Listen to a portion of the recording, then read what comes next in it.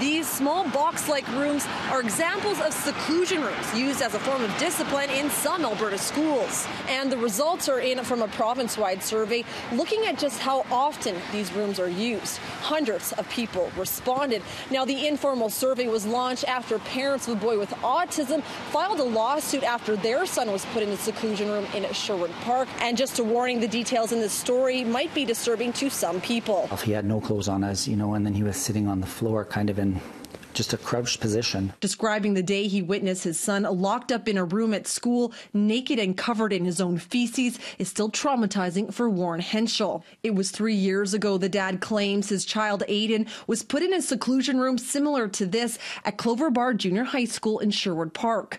He says he was informed by a teacher via email with a photo of his son in a demeaning state. It's almost like the picture in email was, look what your son did, and look what we had to do.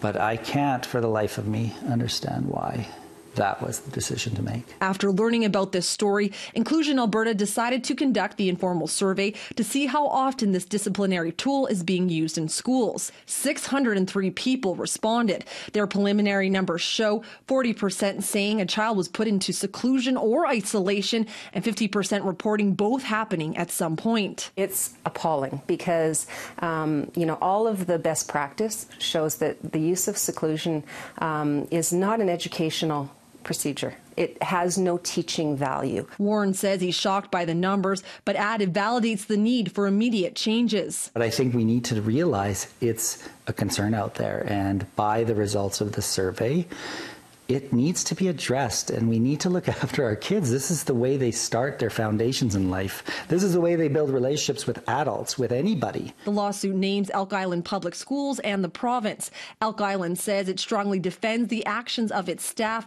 but because the case is before the courts, it cannot comment further.